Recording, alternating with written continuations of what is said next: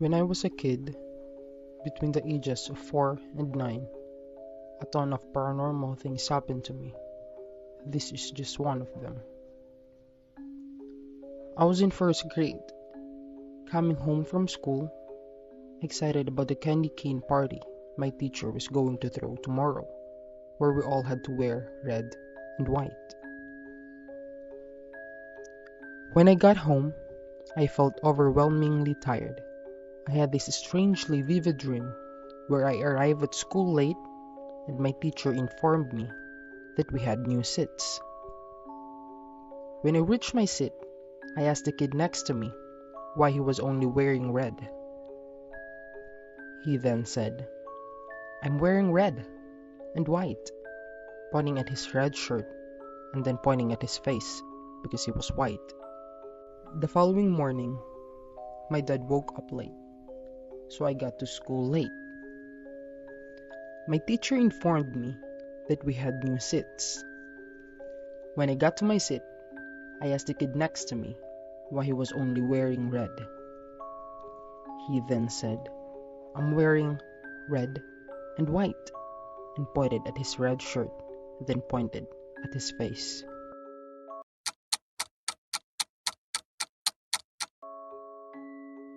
When I was about 5 or 6 years old, my sisters and I used to share a room. Most nights, my older sister and I would see two distinct figures. She would see a lady in white standing in the doorway, directly in front of my bed. I would see a man with red eyes, or at least I thought it was a man, as all I could see were red eyes. Though my sister could see the lady, she said she never spoke to her. She just stood there, getting closer every night. On the other hand, I would see a pair of bright red eyes staring at me from the closet. A disembodied masculine voice would whisper, "JJ, come to the closet and play." over and over. Sometimes, my old sister and I would jump into each other's beds and hide under the blankets until morning. This went on for months until my dad decided to get the house blessed again. We never saw them after that. I'm 24 now, and my wife and I recently had a baby. I've been having weird dreams recently. They always start with me standing in my son's room, staring at the closet, and the familiar set of red eyes would stare back at me. In my most recent dream, he actually spoke. His voice a lot deeper and booming than I remember. "You didn't come to play with me, but your son may be the one to play." He said before I woke up. I called my dad and told him about the whole thing. He told me he remembers me telling him about that man years before. But then, just then, he went silent for about 5 minutes. When he spoke again, he recounted seeing the same figure as a child. He also told me he remembered having the same dream after I was born. I've blessed my house twice already, but I can only protect my son so much. I just hope, I really hope that he doesn't go play in the closet. I may never see him again.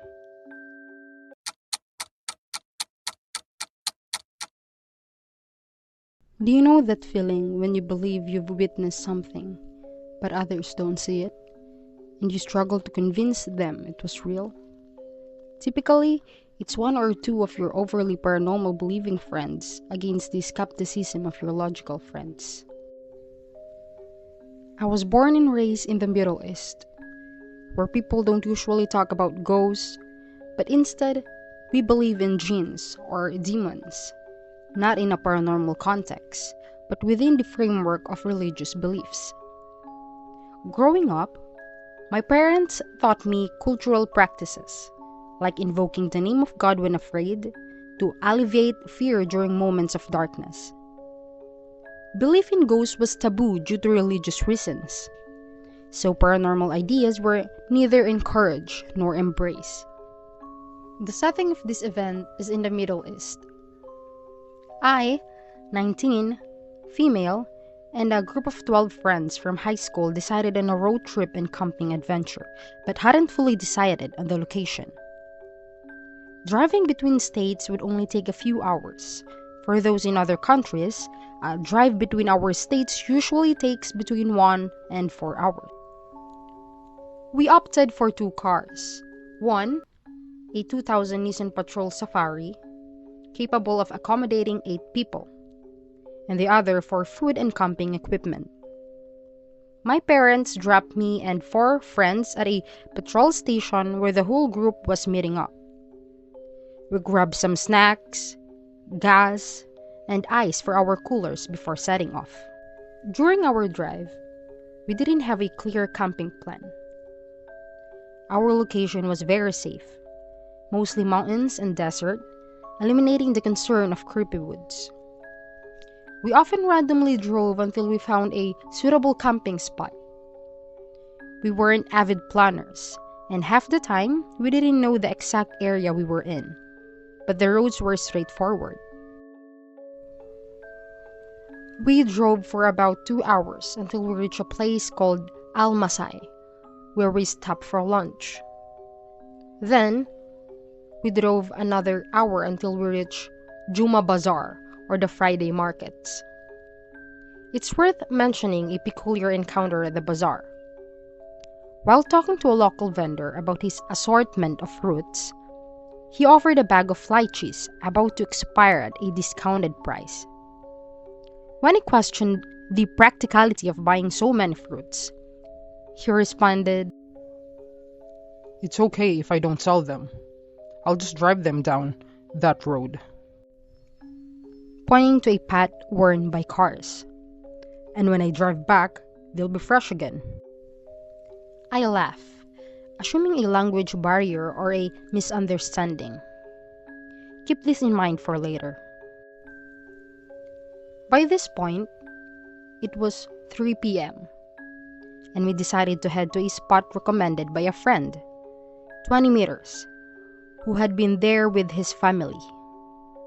Using Google Maps, we drove through a village. People were friendly, waving as we passed. One man even stopped in front of our car with a tray of fresh pomegranates, inviting us to eat. Although tempted, we continued, suspecting a ploy to sell us fruits and handmade items. Describing the village, the houses were made of large stone bricks, held together with hay and mud. Chickens, goats, a donkey, and the children were present. Despite the hospitality, there was an unexplainable desire to stay. We reached our campsite at 7 p.m., set up quickly, and enjoyed the fire. The area was not scary, just a vast desert. We weren't alone. Another family camped nearby.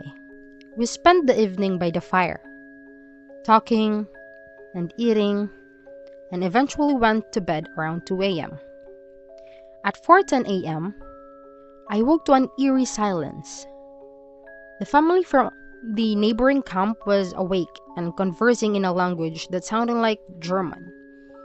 About 20 minutes later, they left. At 5 a.m., we noticed a woman in traditional clothing atop a nearby mountain, staring at us. She didn't respond to a wave, just stood there. Later, she appeared to sit and partially hide. The day continued normally, but when we left at 8 p.m., we drove towards the mountain to explore the woman's origin. No village was found. Returning to the earlier village, it appeared abandoned and wrecked, unlike our daytime experience. Confused, we accelerated, reaching our city, but everything looked aged and ruined as if abandoned for years. The other car was equally horrified. We reached the end of the village, and my friend, looking back, saw the same woman running after us, creating an unnerving sense of fear. I didn't speak of this incident for a while. I moved out of the country a few months later, and even now, I occasionally research the village, watching videos and reading articles. The village was abandoned in 1968. We visited in 2019, and during the day, there were people. But at night, the village seemed deserted. Remember the local fruit seller's story about driving through an area to make lychees fresh? The strangest part was when we unloaded the cooler. The ice hadn't melted. It was in perfect cubes, as if it had never melted. None of us understand what happened that night. Most of us no longer communicate. But when we do, this trip is never mentioned.